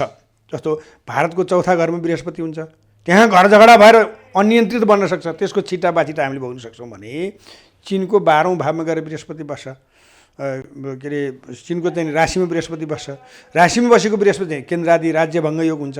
उनीहरूको चाहिँ नि कुटनैतिक सम्बन्ध बिरेर कतै चाहिँ नि अब भारत चिनकै बिचमा तनाव पनि हुनसक्छ, विश्वभरमा चिनको र चिनलाई हेर्ने विश्वको बिचमा तनाव हुनसक्छ। त्यसका छिटा बाछिटाले हामीलाई प्रतिकूल प्रभाव पार्न सक्ने एउटा सम्भावना रहन्छ। तर नेपाल पुण्यभूमि र शक्तिशाली ग्रहहरूको सुदृष्टि रहेको अवस्था भएको हुनाले हाम्रो लागि चाहिँ यो स्वर्णिम युग भए पनि हामीले यी क्षेत्रहरू पनि हेर्न पर्ने हुन्छ, जसका कारणले हामी फेरि बिना कारण हाम्रो दुःखले नभइकन उनीहरूको दुःखले हामी दुःखी बन्न सक्छौँ भनेर चाहिँ भन्न सकिन्छ। अब उनीहरूसँगको हाम्रो सम्बन्ध त सुमधुरै हुन्छ नि कि होइन? हाम्रो सम्बन्ध यस्तो छ, अब कुरा के छ भने हाम्रो सम्बन्ध हाम्रा कारणले होइन, हाम्रा नेतृत्वको कारणले होइन, मैले भन्नै पर्छ ज्योतिषी नै भए पनि यस वर्षको ग्रहले उहाँहरू हाम्रा लागि होइन कि उहाँहरूको बचाउको लागि पनि हाम्रा लागि उहाँहरू के अरे अत्यन्तै चिन्तित भएर सक्रिय भएर हाम्रो सम्मानसहितको हाम्रो सुरक्षाको लागि उहाँहरू अग्रसर हुन बाध्य हुनुहुन्छ, नभए उहाँहरू पनि बर्बाद हुनुहुन्छ। भारत चीन दुवैजनालाई खराब छ, दुवै देशलाई। उनीहरूबाट हामीलाई खराब छ कि छैन? होइन, उहाँहरूको भित्रको भएको छिटा बाछिटा हामीलाई पर्ला, उहाँहरूबाट हामीलाई खराब गर्न सक्ने वर्ष यो बन्दैन। उनीहरू बिचमा चाहिँ केही हुनसक्छ, उनीहरू बिचमा हुन्छ नै भन्ने छैन। किनले हुँदाखेरि त कस्तो हुन्छ भने दुईवटा चाहिँ नि पर्वतले छेकेर अन्धकार भएको ठाउँमा तल चाहिँ तपाईँले एउटा सानो लाइट बालिदिनु भयो भने दुइटै पर्वतको यो भाग र यो भाग दुइटै उज्यालो हुन्छ भनेपछि उहाँहरूको लागि हामी गजबार पनि हुन सक्छौँ। उहाँहरूको निमित्त होइन कि हामी सक्षम भएर उहाँहरूको लागि हामी गजबार हुन सक्छौँ, त्यो उहाँहरूको जिम्माको कुरा भयो। अनि अलिक पर रहेको अर्को ध्रुवमा रहेको अमेरिकासँगको के हुन्छ हाम्रो? होइन, अमेरिकासँगको सम्बन्ध त हाम्रो वास्तवमा अब मैले यहाँनिर अर्को एउटा जोड्नै पर्ने हुन्छ। जोन बाइडेनको जन्मकुण्डली जुन बेला उहाँको चुनाव भएको थियो त्यो बेला मैले मेरो युट्युबमा हालेको छु। उहाँ राष्ट्रपति रहन्जेलसम्म नेपालको अहितको काम गर्न उहाँको ग्रहले दिन नम्बर 1। नम्बर 2 के छ भने अमेरिकाको र हाम्रो बिचको सम्बन्ध भने चाहिँ कस्तो हो भने विविध कारणले चिसिन्छन्। तर अमेरिका यस्तो मुलुक हो, मैले 5 पटक घुमेको छु, त्यहाँ सम्पूर्ण चाहिँ नि पूर्वीय सभ्यताको उपयोग गरिन्छ होइन भनिन्छ। उनीहरूलाई यो थाहा छ संसारमा नेपाल भएन भने संसार नै के हो भन्ने छ। त्यस कारण नेपालमा उनीहरूको स्वार्थ अनुरूप केही वितण्डाहरू मचायो भने पनि नेपाल समाप्तिको पक्षमा उनीहरू हुँदैनन्, रहँदैनन् र हाम्रो सम्बन्ध बिग्रिँदैन। अमेरिका चीनको सम्बन्ध के देखिन्छ? अमेरिका चीनको सम्बन्ध चाहिँ यस वर्ष अलिकति बढी खटपट हुन्छ भन्ने हो। भारत अमेरिकाको सम्बन्ध चाहिँ यस्तो छ, उसको घर झगडा अब अमेरिकाको चाहिँ केन्द्र स्थानमा जुन जेठ 17 गतेदेखि कार्तिक 3 गतेसम्म बक्र हुने शनिको प्रभावले चाहिँ केही मतभेदहरू हुनसक्छ भारतीय सरकारसँग नभएर पनि भारतीय विद्रोह वर्गहरूले अमेरिकाको विरोध गर्ने सम्भावना बढी हुन्छ। अनि रुस र युक्रेन बिचको जुन छ नि त्यो यसपालि यो त अब यस्तो छ, तपाईँको यसरी भन्ने हो भने त यो वर्ष जुन थियो 78 साल। यो यस्तो हामीले सुरुमै पनि भने हो, यो एउटा ध्रुवीकरण भएर विश्वयुद्ध उन्मुख हुन्छ नै भने हो। यो सम्भावना थियो र यो भइरहेछ। तर यसले हेर्ने हो भने अघिल्लो वर्ष गएर कुनै न कुनै बिन्दुमा गएर मेलमिलापको सम्भावना बढी हुन्छ यो साल। यो साल। अनि अब यो समग्रमा छरछिमेक र विदेशसँगका कुरा हेऱ्यौँ हामीले। अब स्वास्थ्य क्षेत्र अलिकति डरलाग्दो कोभिडले गरायो। गत साल यति बेला कोभिडकै कारण पनि तपाईँ हामी भेट्ने अवस्था थिएन। त्यस्तै भयो। यसपटक चाहिँ स्वास्थ्यको क्षेत्रमा के देखिन्छ र कोभिडको के देखिन्छ?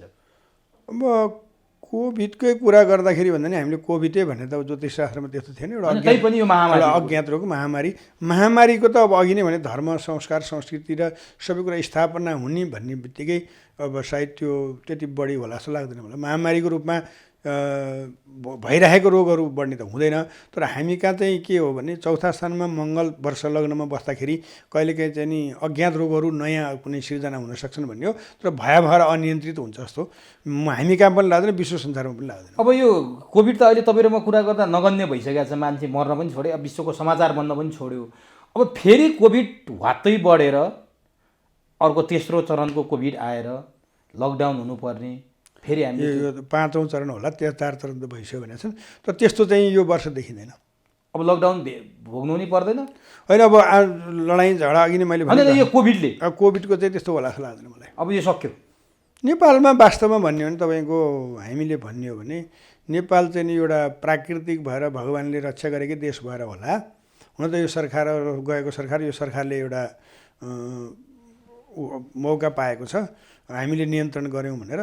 तर यस्तो लगातारमा के नियन्त्रण गरौँ र त्यस्तो विघ्न हामी कहाँ भारतबाट नजिक भएको कारणले विविध कारणले देखिया हो। हामी कहाँ त्यसरी एकदम अनियन्त्रित भएर कोभिड आएको पनि त होइन नि। अब त्यो फेरि पहिला जस्तो हुने अवस्था छ त्यस्तो लाग्दैन, देखिँदैन ग्रहले त्यसो भन्दाखेरि। अब नि चुनाव हुन्छन् यो पटक, यो साल। अब तपाईँको वैशाख 30 त तोकिया छ स्थानीय तहको चुनाव।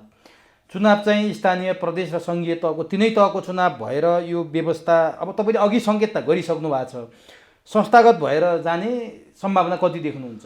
म अब ज्योतिषीय दृष्टिकोणमा यथास्थितिमा यही नीतिथितिबाट देश अगाडि बढ्छ जस्तो लाग्दैन। किनभने यो चाहिँ मैले भन्नै पर्छ ज्योतिषबाट बाहिरै हुन पुगेछ भने पनि यथास्थितिमा गयो भने हाम्रो देश धेरै बेर बाँकी रहन्न। यो वर्षले त हामीलाई संसारभरि सन्देश दिने देश भनेको छ भनेपछि त यी सबै कुरा त आमूल परिवर्तन भएर अब एउटा नयाँ गतिमा जानुपर्ने भएको हुनाले चुनावको बारे कुनै तहको पनि चुनाव नहुने, चुनाव हुँदैन त नहुनु। हामी प्रजातन्त्र प्रेमी मान्छे हो ज्योतिषशास्त्र भए पनि।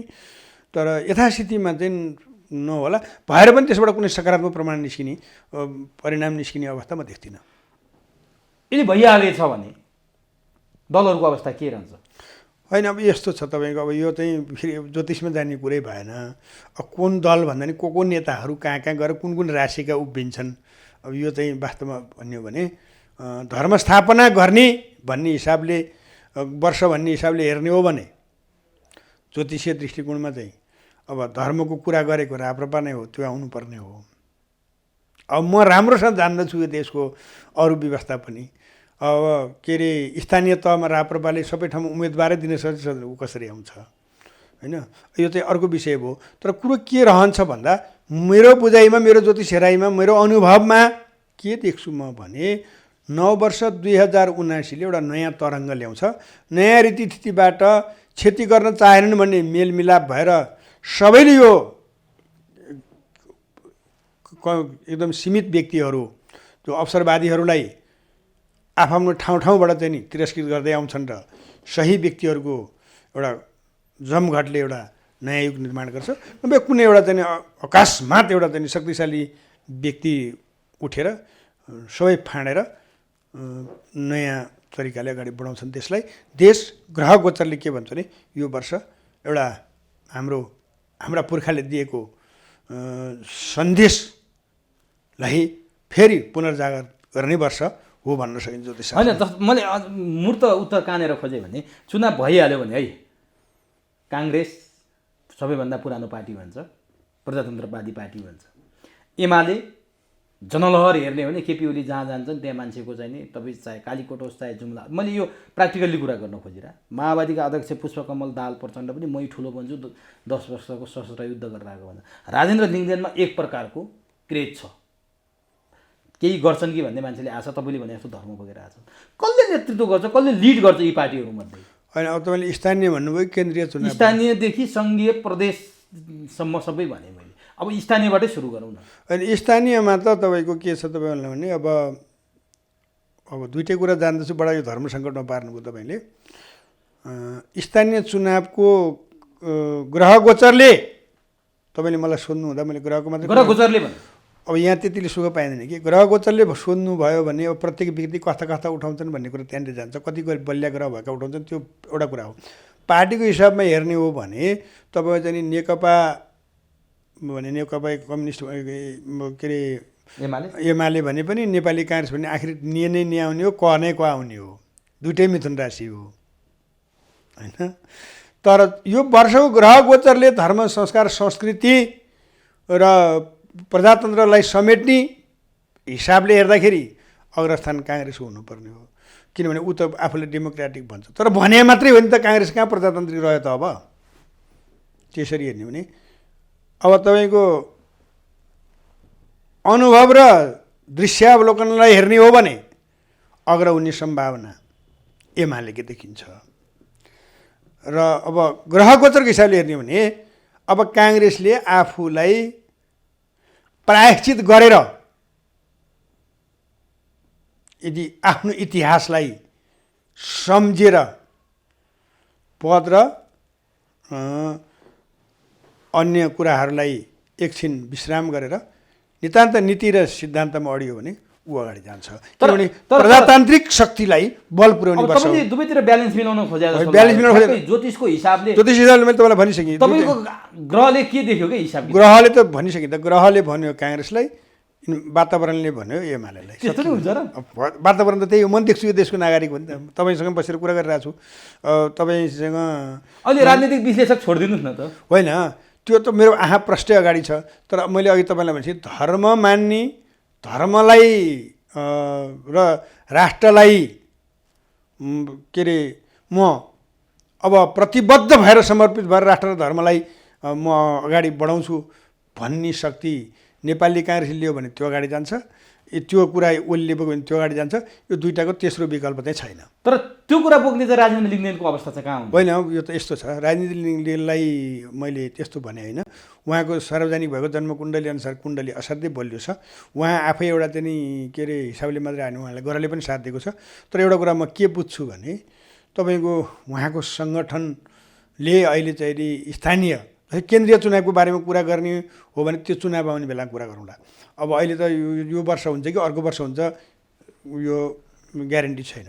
तर स्थानीय चुनावमा मैले जति नै ग्रह देखे पनि, उहाँको कुण्डली बलियो देखे पनि, देशको कुण्डली बलियो देखे पनि के छ त भन्दा उहाँको चाहिँ चुनावमा जाने कार्यकर्तै छैन। उहाँको ठाउँ ठाउँमा उम्मेदवार उठाउँछ नि, उहाँको वातावरण नै बनिसकेका छैन। अब मलाई लाग्छ राजनीतिलाई चाहने भोटहरू नै त्यो भोट चाहिँ यदि काङ्ग्रेसले लियो भने काङ्ग्रेस अगाडि हुन्छ। त्यो त पार्टीका हिसाबले भयो। अनि प्रचण्डको पार्टीको हालत के हुन्छ? माधव प्रचण्डको अब उहाँहरूको भन्दाखेरि अब यसरी भन्नुपर्दा चाहिँ के छ भने उहाँले भनेअनुसार, उहाँले दिएको अन्तर्वार्ता अनुसार उहाँले भनेको मेरो नाम छविलाल मिथुन राशि, त्यो राशिको राज्यभङ्ग योग छ।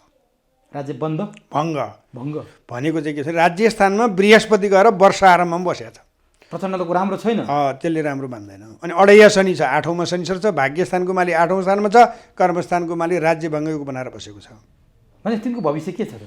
र यो वर्षको हिसाबले त उहाँको यो वर्ष त उहाँको लागि एकदमै नराम्रो वर्ष हो, मिथुन राशिको लागि। प्रचण्डको लागि पनि नराम्रो होइन, प्रचण्डको उहाँले भने त्यही हो, भने सुने भने मैले प्रचण्डको चिने हेरेँ होइन, मिथुन राशि भनेका छन्। त्यो हिसाबले हेर्नु भने उहाँको राजनीति लगभग अत्यन्तै कमजोर अवस्थामा पुग्छ।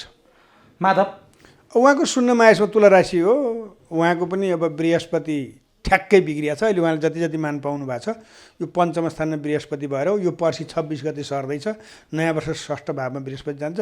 उहाँलाई शत्रुले चारपट्टिबाट घेर्छन्। अनि घर झगडा भनेको उहाँको अहिले जति समूह उहाँले बनाउनु भएको छ त्यहाँभित्र विद्रोह हुन्छ, उहाँ एक्लिने सम्भावना बढी हुन्छ।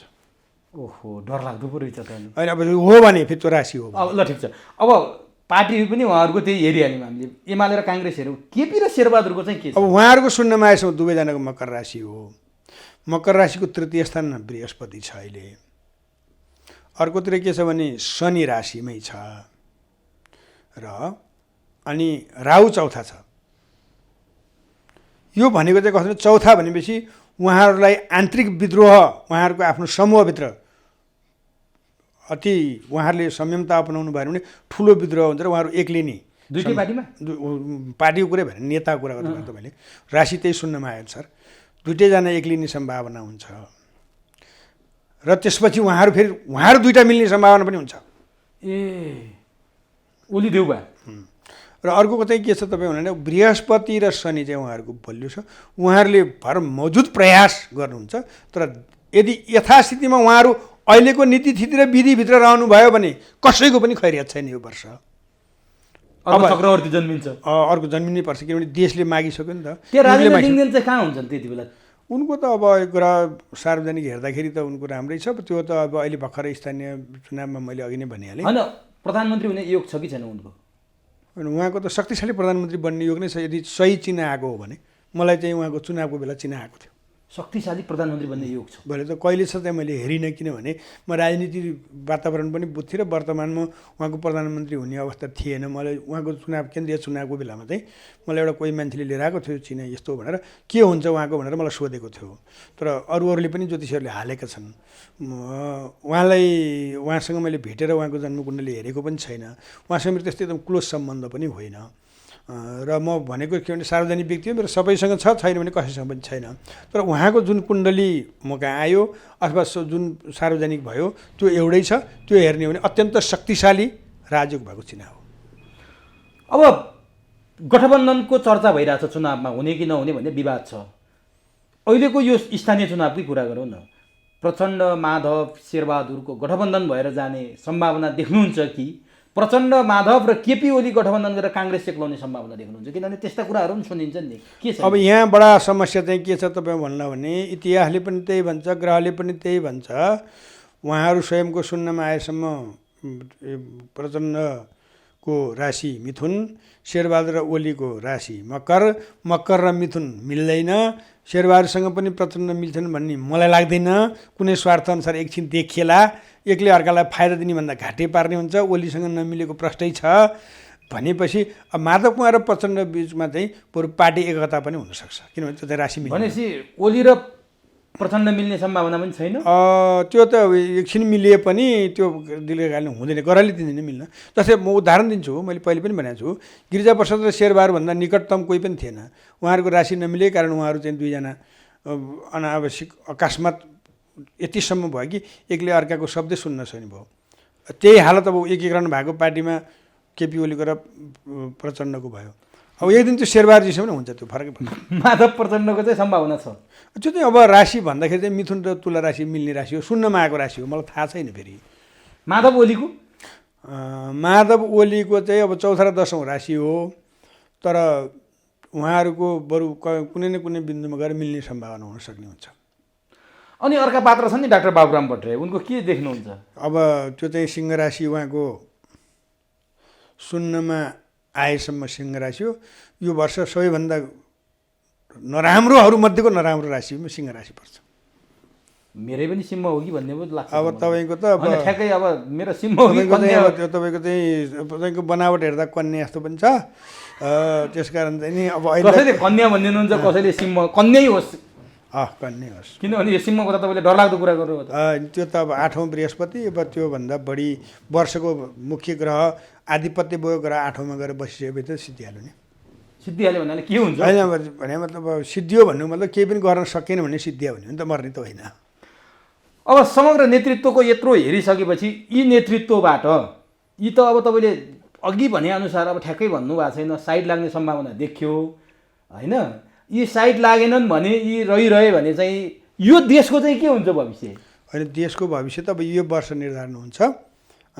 मलाई लाग्छ यो वर्ष एउटा देशले चमत्कार युगान्तकारी परिवर्तनको बाटो अवलम्बन गर्छ र हामी संसारमा अहिले जसरी निहुरेर हिँडेका छौँ ठाडो भएर हिँड्ने दिन आउँछ भन्ने लाग्छ मलाई। अब अन्तिममा 12 राशि छन् नि अब सबै हेरिरहनु भएको छ दर्शकहरू जम्मै 12 राशिका दर्शक त हुनुहुन्छ यहाँ। समग्रमा मेषदेखि मीनसम्म कसको के छ यो वर्ष? अब सबैभन्दा पहिले त अब राशि भन्नुपर्दा मेष राशिबाट सुरु हुन्छ। मेष राशिको 10मा शनि अनि 12औँको बृहस्पति, राशिको राहु त्यो मिश्रित फल हो। अब सबै ग्रह जोड्नुपर्ने हुन्छ, समग्रमा मध्यम वर्ष भनिन्छ। अब बृहस्पति 12औँमा भाग्यपछि भाग्यलाई हानि पुर्याउँछ, अर्कोतिर खर्च बढाउँछ, धार्मिक कार्यमा खर्च हुन्छ, सामाजिक क्षेत्रमा खर्च हुन्छ। अब राशिमा बसेको राहुले, मेषको राहु भएको हुनाले अलिकति अहङ्कारी पनि बनाउँछ, धैर्य गर्नुभएको खण्डमा। 10औँ शनि र 4था राहुको एउटा अवस्था चाहिँ कस्तो हुन्छ भने 10मा बसेको र राशिमा बसेको राहु, 10मा बसेको शनिका कारणले चाहिँ उन्नति प्रगति, औद्योगिक व्यक्तिहरूलाई विशेष राम्रो, सुरक्षा संयन्त्रमा हुनेहरूलाई विशेष राम्रो र राजनीति गर्नेहरूलाई चाहिँ केही अप्ठ्याराहरू आउन सक्छन्। समग्रमा मिश्रित फल रहन्छ। खर्च नगद कारोबार गर्दा झन्झट हुन्छ र व्यावसायिक औद्योगिक क्षेत्रमा गएर वैदेशिक व्यापार गर्दा विशेष लाभ मिल्न सक्छ यो मेष राशिलाई। वृष राशिको लागि भने यो अति उत्तम वर्ष पर्छ, जहाँ एकादश स्थानमा बृहस्पति जान्छन् अनि तृतीय स्थानमा शनि बस्छन्। मेषको राहु जहाँ बस्छन् त्यो ठाउँलाई सर्वशक्तिमान भनेको छ, त्यसले गर्दाखेरि प्रशस्त धन कमाउने, फेरि बृहस्पतिको दृष्टि बलवान भनेको छ। पञ्चम स्थानमा कोही सन्तानको अभिलाषी छन् भने सन्तान प्राप्ति हुने योग बन्छ। शिक्षाको आर्जन गर्नलाई विदेश जाने छन् भने विदेश गएर पढ्ने अवसर मिल्छ। त्यस्तै अब वैदेशिक व्यापारमा एकादशले सप्तम भाव देख्छन्, पति पत्नी बीच सम्बन्ध वैवाहिक सम्बन्धमा गाँसिने र विदेश गएर छात्रवृत्तिमा विद्या हासिल गर्ने र पराक्रम वृद्धि गर्न प्रशस्त धन कमाउने र नाम इज्जत प्रतिष्ठा बढ्ने भनेर भन्न सकिन्छ। त्यसै गरी मिथुन राशिको लागि यो वर्ष राज्य भङ्ग योग, केन्द्रादि योगको बृहस्पति 10म भावमा गएर बसेका छन् र अनि शनि 8औँमा छन्। भाग्य गएर मृत्यु स्थानमा बस्यो, कर्ममा राज्य भङ्ग योग भयो। राजनीतिक कर्मीहरूको लागि यो एकदम 13 वर्षकै दुःखद वर्ष हो भनेर भन्न सकिन्छ। र अर्को चाहिँ के छ भने मेषको राहुले आर्थिक क्षेत्रलाई भने अत्यन्त शक्तिशाली बनाउँछ, धन कमाउने अवसरहरू चाहिँ मिल्छन्। तर राजनीतिक बाहेक र नगद कारोबार गर्ने बाहेक र सामाजिक र धार्मिक काम गर्ने बाहेक व्यापारी व्यावसायिक र उन्नति प्रगति अन्य क्षेत्रबाट गर्नेहरूको लागि चाहिँ यो समग्रमा यो वर्ष राम्रो रहनेछ। तर विशेष गरेर सामाजिक क्षेत्रमा प्रभावशाली रहेका, राजनीतिमा अग्रस्थानमा रहेकाहरूको लागि भने यो अत्यन्त हानिकारक वर्ष हुनेछ। आम्दानीको दृष्टिकोणले राम्रो रहे पनि पद प्रतिष्ठाको दृष्टिकोणले अत्यन्त कमजोर रहनेछ। आम्दानी ठिक छ, आम्दानी त प्रशस्त मात्रामा हुन्छ भन्ने हो मेषको राहुले। अब कर्कट राशिलाई कुरा गर्ने हो भने यो अति राम्रो वर्षमा पर्छ। भाग्यस्थानमा बृहस्पति, सप्तम भावमा शनि, त्यसै गरी 10ममा मेषको राहु। जस्तै अब कर्कट राशिलाई राजनीतिमा त्यति अब्बल व्यक्ति त मानिन्न, कोही हुनुहुन्छ भने अहिलेसम्मको मैले हेर्दाखेरि थुप्रै प्रधानमन्त्री पूर्व प्रधानमन्त्रीहरू खोजेर हेरेँ, एउटा पनि व्यक्ति अलिक गतिलो मन्त्री नै पनि कर्कट राशिको नभएको रहेछन्। त्यसरी हेर्दाखेरि राजनीतिक रूपमा पनि राम्रो, अर्को धार्मिक रूपमा पनि राम्रो। बृहस्पतिले भाग्यस्थानमा प्रवेश गरेका छन्, तृतीय स्थानमा पराक्रम पनि वृद्धि हुन्छ। त्यसै गरी अर्को चाहिँ बृहस्पतिले कहाँ देख्छन् भन्दाखेरि भाग्यस्थान तृतीय स्थानमा देख्छन्, भाग्यस्थानमा बसेर अर्को कहाँ देख्छन्, राशिमा देख्छन्। आत्मबल पनि बढ्छ, अरूबाट सम्मान पनि प्राप्त हुन्छ र विदेश यात्रा पनि हुन्छ, पश्चिम देश यात्रा पनि हुन्छ र औद्योगिक र निर्यात व्यापार गर्नेहरूको लागि यो अत्यन्त र ठेक्कापट्टा गर्नेहरूको लागि राम्रो पर्छ।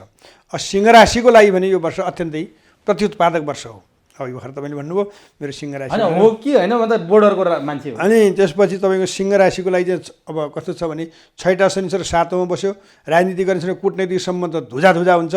अर्को के हुन्छ भने तपाईँको अब पञ्चमको बृहस्पति गएर 8औँमा गएर बस्यो, बुद्धि भ्रष्ट हुन्छ, सन्तानसँग विमति रहन्छ, स्वास्थ्यमा हानि हुन्छ, लेनदेनमा विवाद हुन्छ र भाग्यस्थानको एउटा राहुले अलिकति राहत दिन्छ।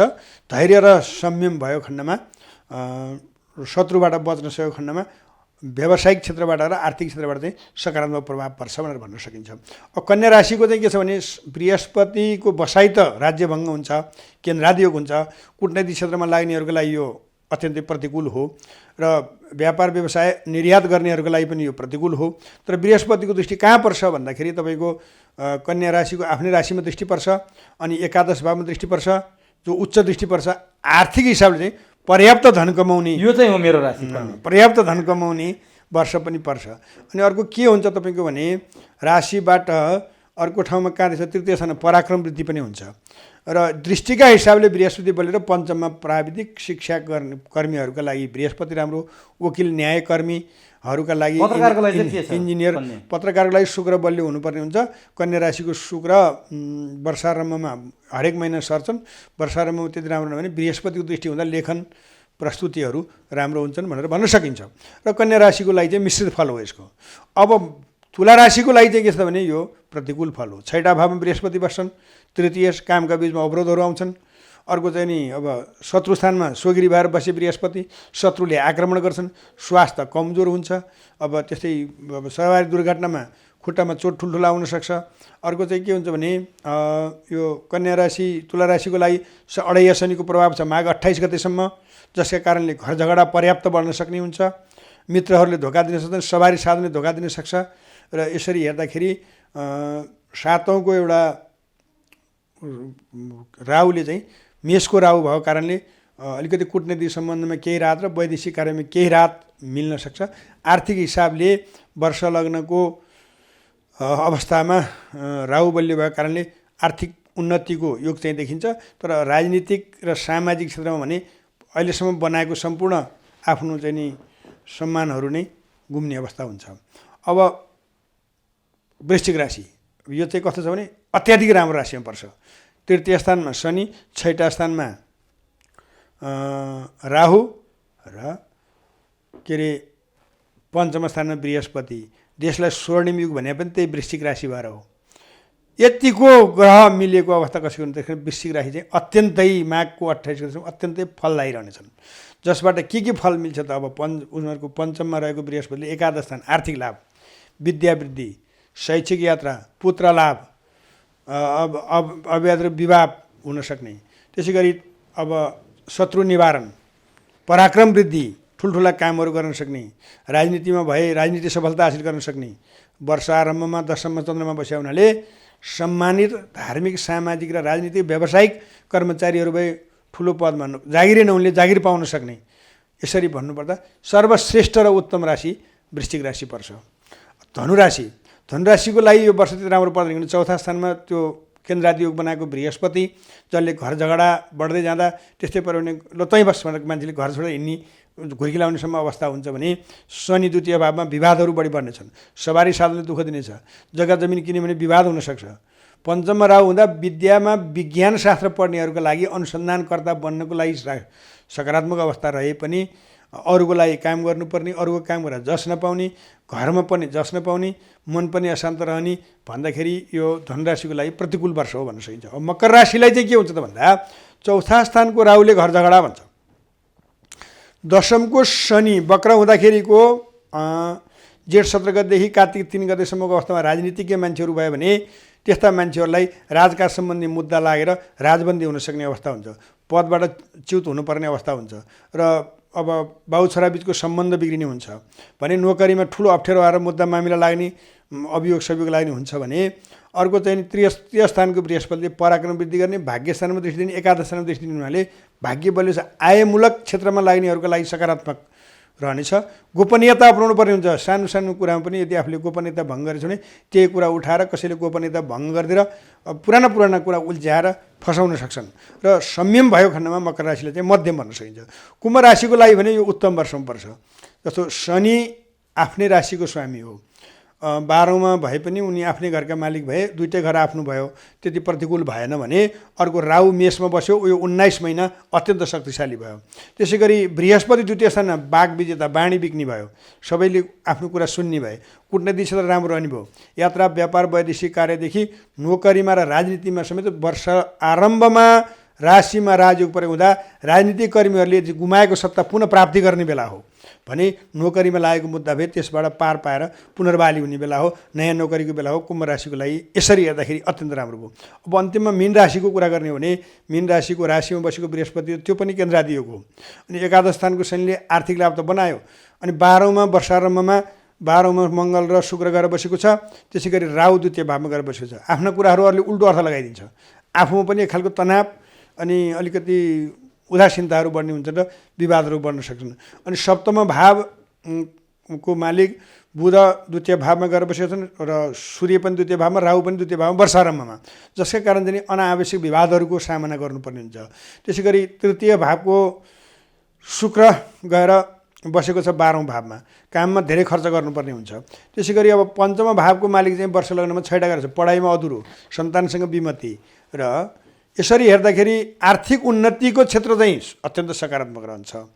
र अन्य क्षेत्रमा बृहस्पतिको दृष्टिलाई हेऱ्यौँ भने राशिमा बसेको बृहस्पतिले 2, 5 र 9मा देख्ने हुँदाखेरि 5, 7 र 9मा देख्ने हुँदाखेरि अब यसले अलिकति विद्यालाई प्रयास गर्दाखेरि सकारात्मक बाटोमा पनि लान सक्ने बिग्रिँदै पनि भने अर्को चाहिँ सप्तम भावमा बृहस्पति दृष्टिले व्यापार यात्रा र वैदेशिक कार्यमा कम बोलेर काम गऱ्यो भने अलिकति राहत मिल्ने भयो र भाग्यस्थानमा बृहस्पतिको दृष्टि पर्दाखेरि अलिकति धार्मिक क्षेत्रले बल पुर्याउनु र सामाजिक क्षेत्रमा सम्मान मिल्छ। तर यसरी भन्नुपर्दा सामान्य राम्रो, बढी नराम्रो तर मध्यम भन्न सकिने मीन राशि भयो। यो संक्षिप्तमा हो मान्छेको आफ्नो जन्मकुण्डलीले पार्ने प्रभाव, जन्मकालीन ग्रहले पार्ने प्रभावले यही समय नै अब ठुलोभन्दा ठुलो र शक्तिशाली बन्ने योग आएको छ भने सायद त्यो निश्चित नहोला। तर यसरी भन्दा समग्रमा वर्षारम्भको ग्रह र ठुल्ठुला ग्रहहरू यस वर्ष अति बलशाली भएर बसेको जस्तो शनि आफ्ना घरमा, राहु मेषमा र बृहस्पति मीनमा गएर बसेको हुनाले त्यो हामी सम्पूर्ण नेपालवासीहरूको लागि नराम्रोभित्र पनि राम्रा अवसरहरू प्रशस्तै मिल्न सक्छ यो वर्षारम्भको ग्रहले भनेर भन्न सकिन्छ। हस्, समय दिनुभयो। देशको समग्र भाग्य भविष्य सँगसँगै 12 राशिको बारेमा पनि वार्षिक राशिफल पनि तपाईँले आज हाम्रो चुरोकुरो मार्फत आम दर्शकलाई, आम नागरिकलाई जानकारी गराइदिनु भयो। समय र संवादका लागि तपाईँलाई हार्दिक धन्यवाद र हामी सबैका लागि 2079 सुखद बनोस्। तपाईँले अघि सुरुमा भने जस्तै सबैका लागि चाहिँ राम्रो बनोस्, अनुकूल बनोस्, देश समृद्ध बनोस्, जनता चाहिँ सुखी बनुन्, हाम्रो पनि कामना यही छ। धन्यवाद। अब समृद्धको सुरुवात यो वर्ष देश हुन्छ नै, सुरुवातमै बन्छ भन्ने होइन र जुन यथास्थितिको अवस्थामा ग्रह गोचरले पार्ने प्रभाव समग्र सम्पूर्ण दर्शकहरू माझ, देश विदेशमा रहनुहुनेहरू माझ जुन राख्ने अवसर दिनुभयो यसको लागि तपाईँलाई म हार्दिक कृतज्ञता प्रदान गर्दछु र फेरि पनि जाँदा जाँदै नववर्ष 2079 को हार्दिक मङ्गलमय शुभकामना अग्रिम नै यहाँहरू सबैलाई र तपाईँको चुरोकुरो परिवार र आम दर्शकहरूलाई प्रदान गर्दै म वज्रराज उपाध्यायले अनि बिदा हुन चाहन्छु। नमस्कार।